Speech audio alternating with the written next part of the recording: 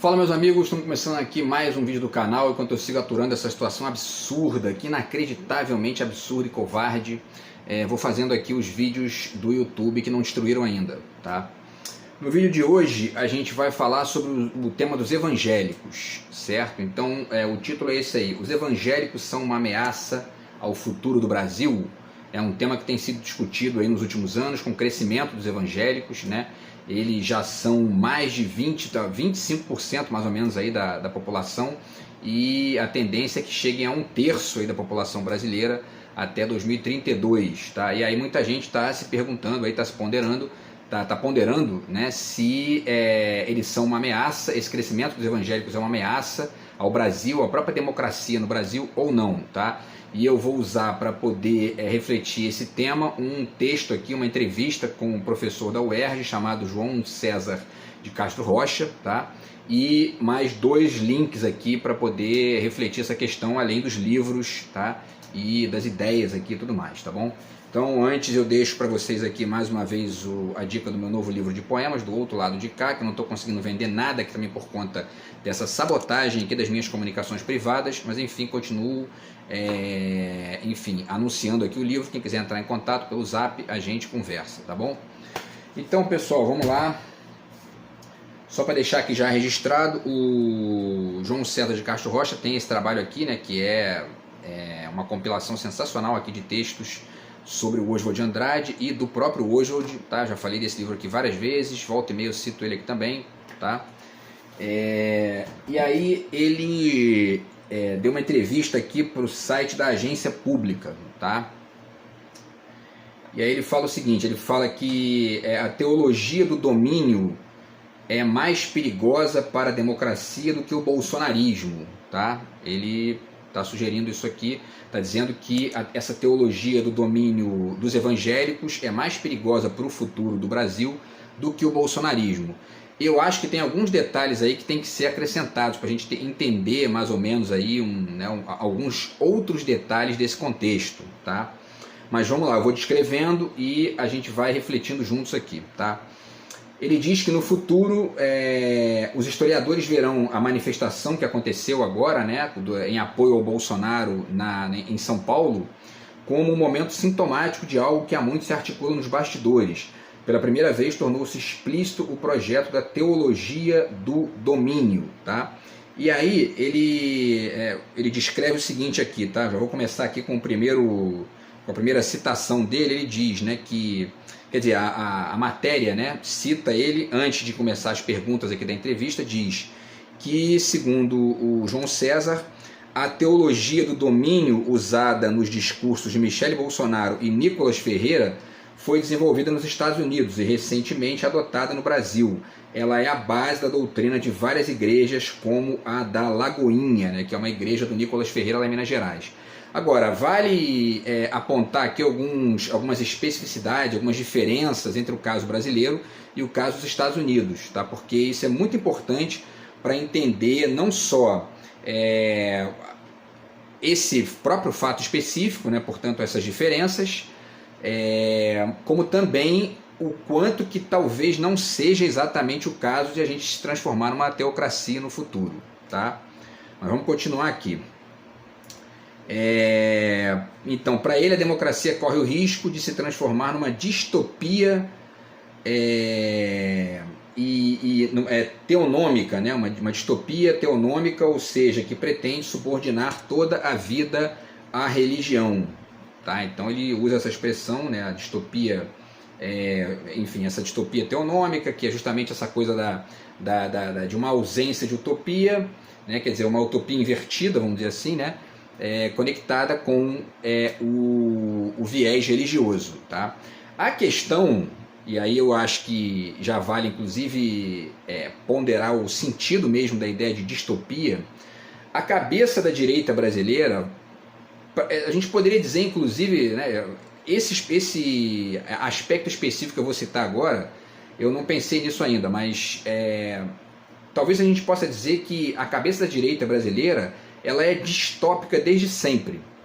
Ela nunca foi utópica, ela é sempre distópica, no sentido de que ela não tem vínculo nenhum com nenhum tipo de projeto nacional, nenhum tipo de projeto de país, o projeto da direita brasileira, da chamada elite econômica, do poder econômico no Brasil, sempre foi e continua sendo um projeto de grupo, um projeto de casta, né? Como eu citei aqui ontem, alguém, que agora não lembro quem foi, que disse que a gente, né, está aqui beirando a casta, na verdade, né? Mas enfim, e aí, então, esse termo distopia, eu não sei se ele é exatamente uma novidade conectado com os evangélicos, porque os evangélicos são, em sua imensa maioria, de direita, conservadores de direita, mesmo aqueles que eventualmente votam no Lula ou votam na esquerda ali, pontualmente para o executivo, mas no pensamento, na maneira de agir, na maneira de entender a questão política no Brasil, eles são de direita sempre, né?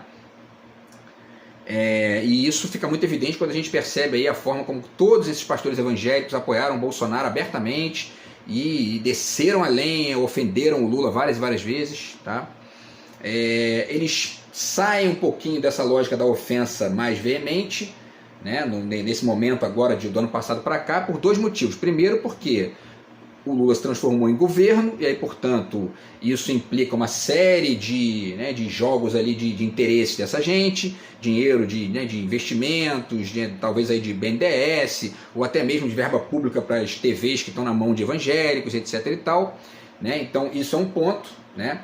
E o segundo ponto é o fato de que essa própria troca de governo, essa própria troca, né, de posição de governo faz com que essa violência que o Bolsonaro estava ali meio que centralizando na figura dele diminua também automaticamente, tá?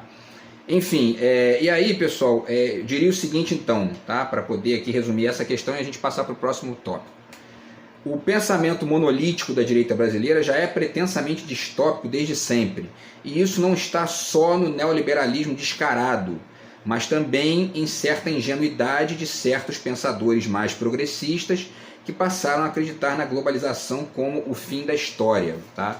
Então, o que eu quero dizer com isso, né? Eu tenho dito aqui, tenho mostrado exemplos do Bauman, né, do Sloterdijk, do próprio Agamben, que não são pensadores de direita, né, mas são pensadores que trabalham a ideia de globalização a partir de um viés que acaba sendo facilmente apropriado pela direita brasileira, que não tem projeto, que não tem ideia de país e que é distópica por essência, tá?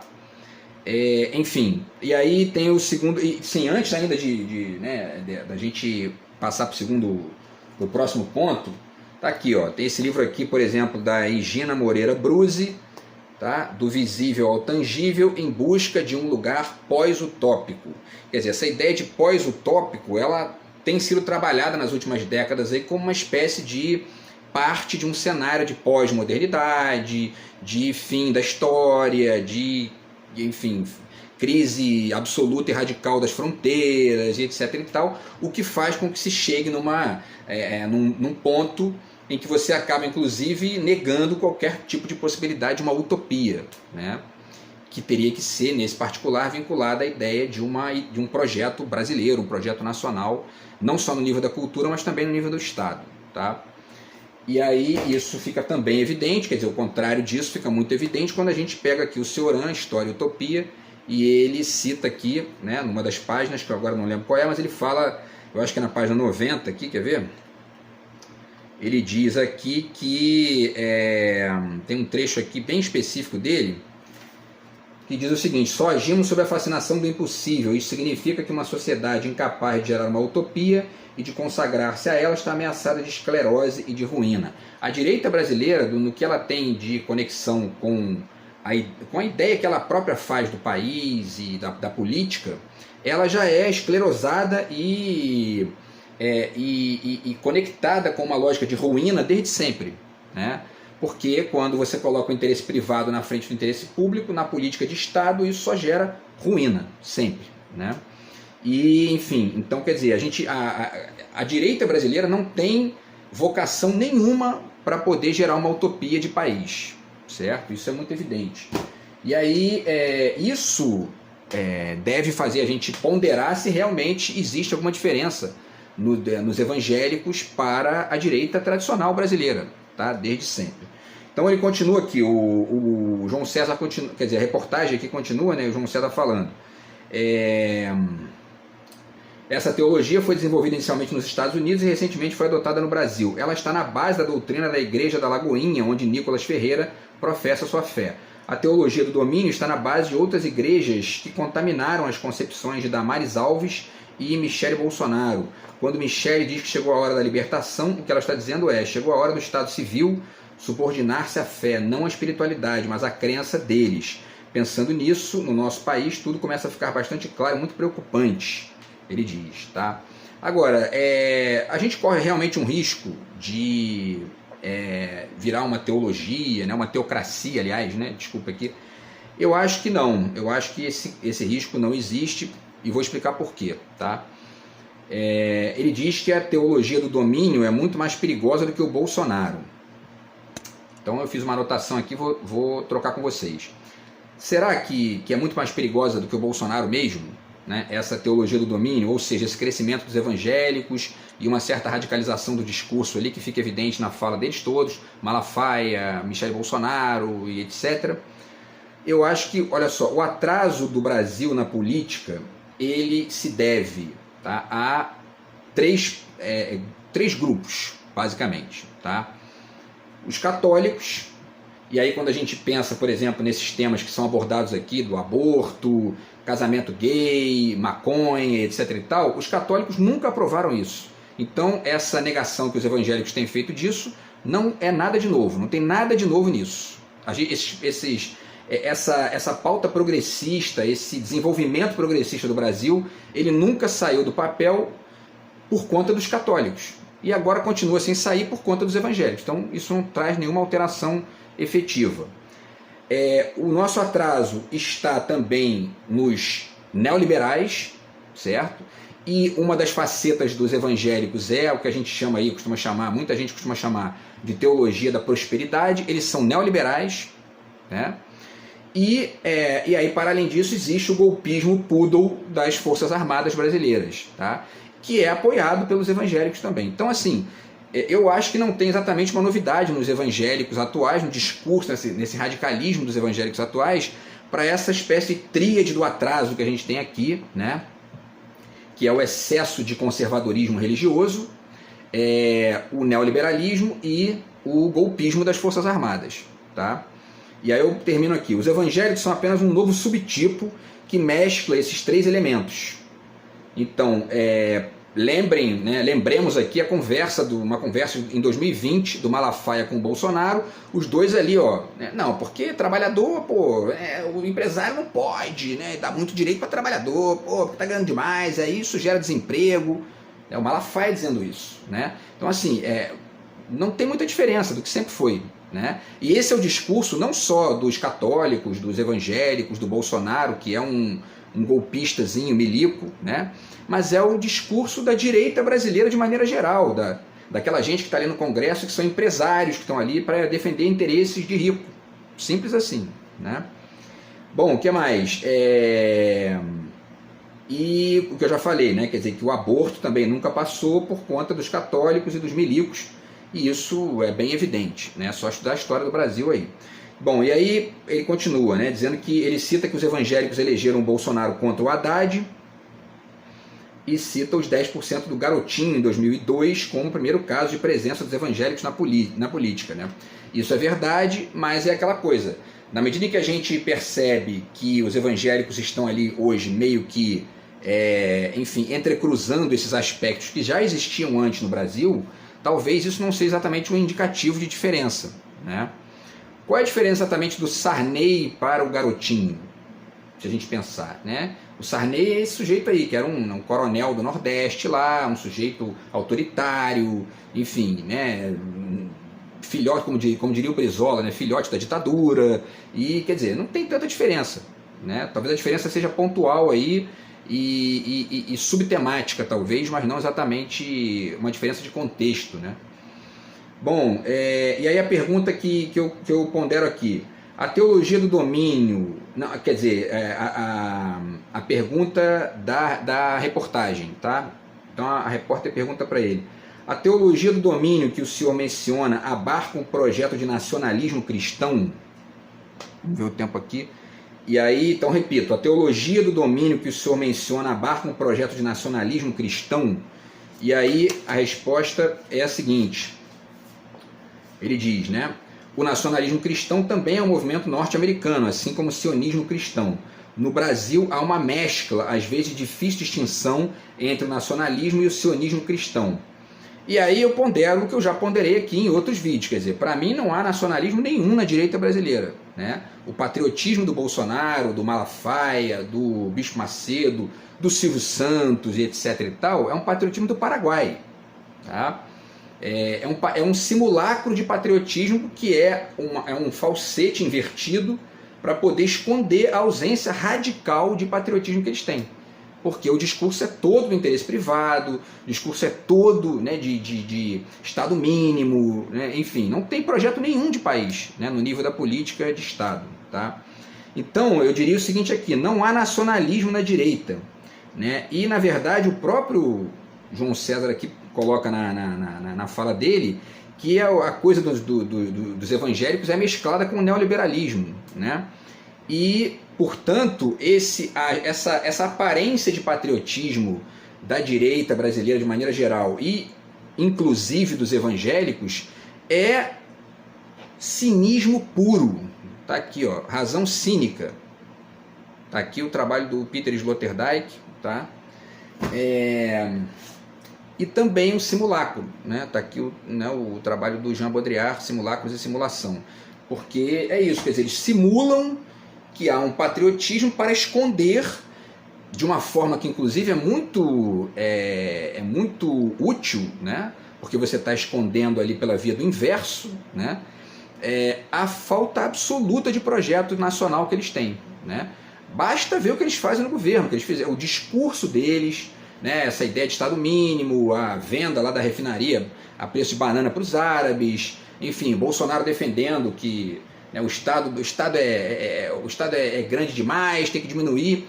E aí isso gera, além dessa, né, da percepção desse fato em relação ao próprio Brasil, né, portanto ao retrato do que é a direita, gera também um problema ao se comparar com os Estados Unidos.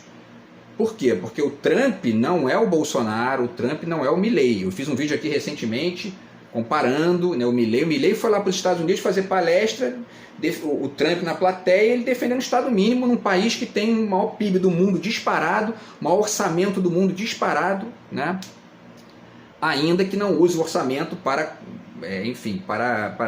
por exemplo, para diminuir as desigualdades econômicas, para poder gerar saúde e bem-estar para a sociedade ali, para a população mais pobre, mas o fato concreto é que Estado mínimo nos Estados Unidos jamais vão concordar com isso, né?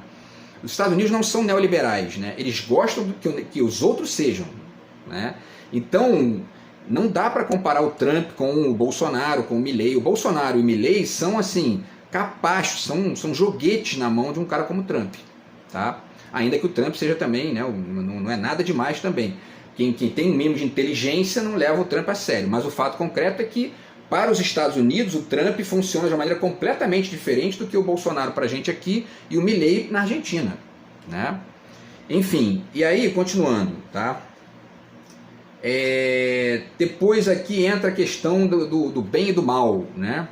E aí a questão do mal, né? O João César cita que a Michelle disse que houve um equívoco ao separar igreja e Estado e que o mal ocupou o terreno, né? E ele diz: na esfera da política, o mal é uma categoria absolutamente inadequada, porque toda vez que eu falo em mal, eu tenho que supor o bem, e se de fato existe o bem supremo, o mal absoluto não pode senão ser negado ou rejeitado, se possível, eliminado.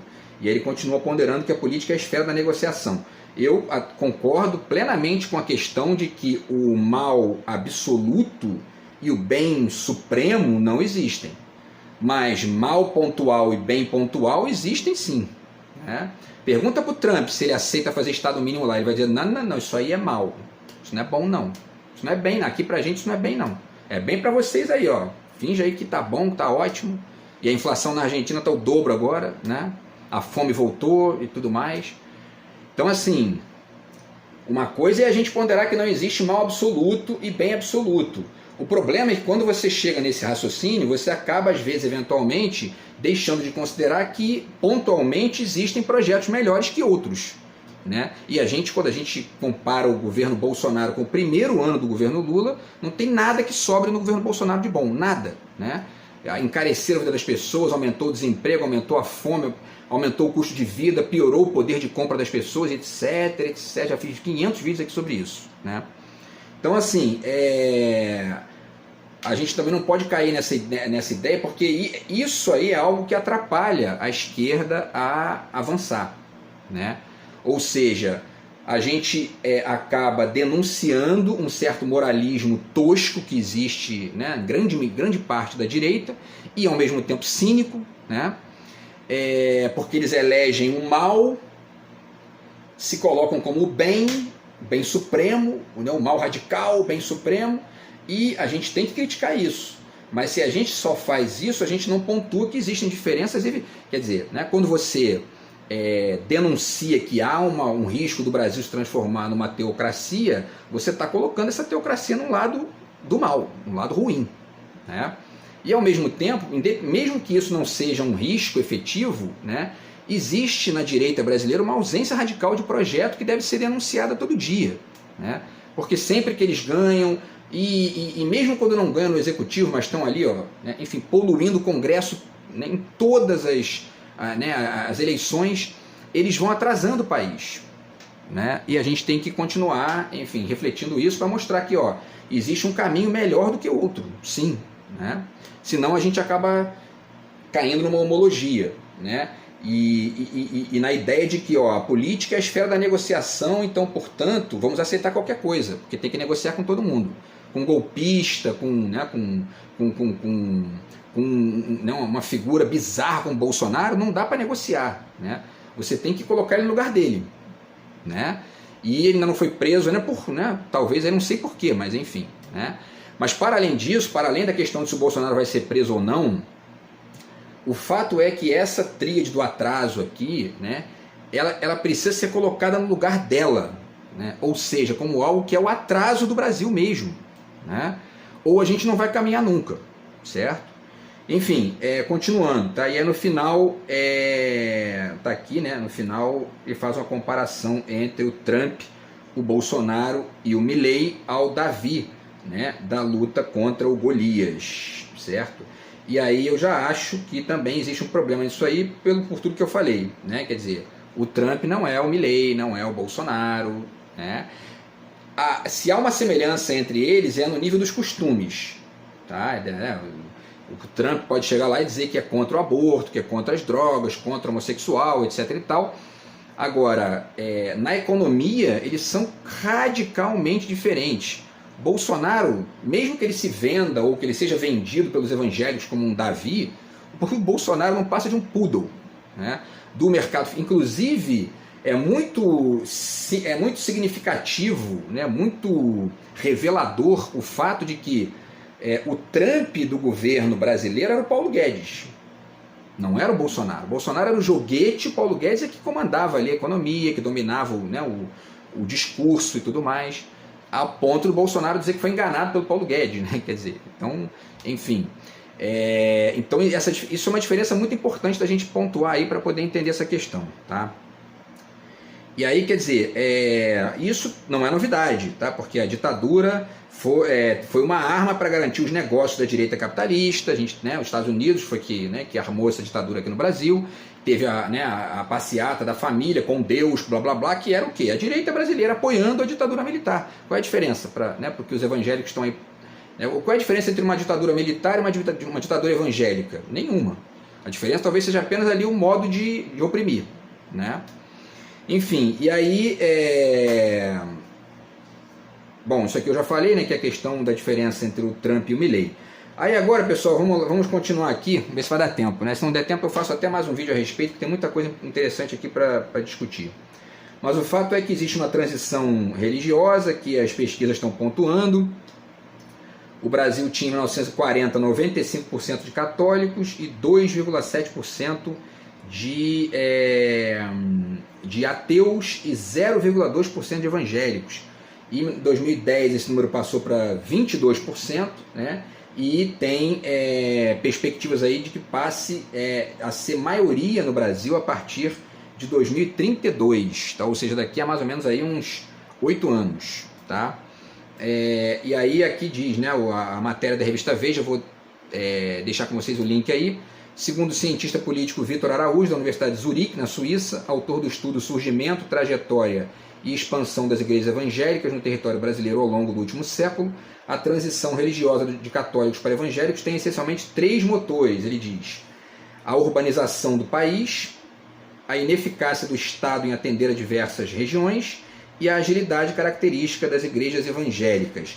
E aí vale a pena discutir esses 3 pontos, tá? Talvez não dê tempo de fazer isso nesse vídeo, eu eventualmente faço mais um aqui para poder refletir. Mas eu já de cara acho que a urbanização do país não é exatamente um problema nesse nível, porque a Europa se urbanizou e não virou de maioria evangélica. Será que está aí, na urbanização do país, o problema? Né? É o caso de pensar, porque parece que a urbanização em si não gera necessariamente isso. Tá? É preciso a gente ponderar que existem outros detalhes aqui no Brasil que podem ter contribuído, que estão contribuindo, né, para o aumento dos evangélicos. E o segundo, eu acho que procede, mas não para explicar exatamente o que normalmente se usa como explicação para isso. Tá? Ele diz aqui que o segundo caso é a ineficácia do Estado em atender a diversas regiões.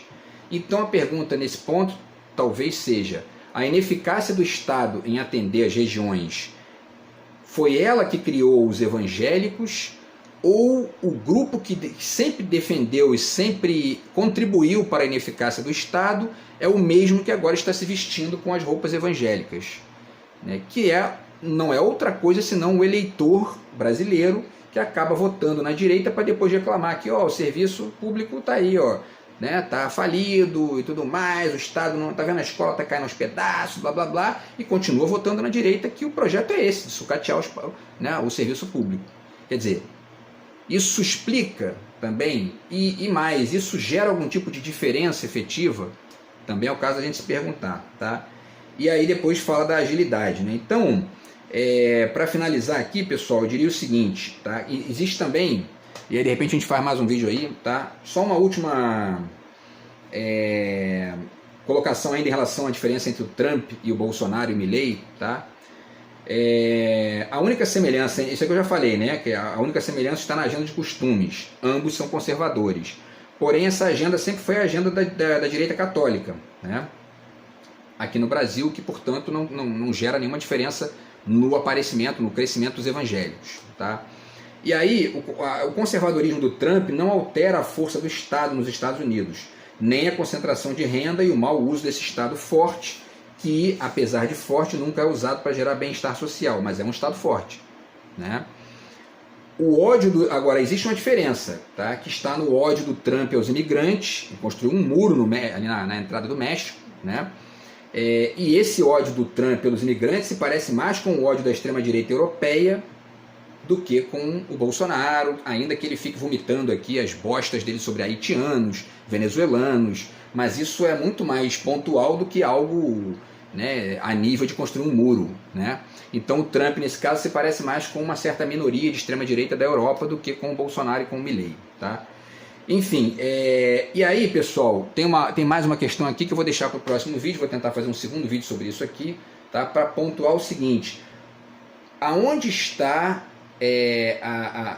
enfim, o detalhe que pode comprovar que essa conexão dos evangélicos com o tal Estado ausente, que é ponderado pela matéria da revista Veja aqui, aonde está o detalhe que pode comprovar que essa conexão não é nova?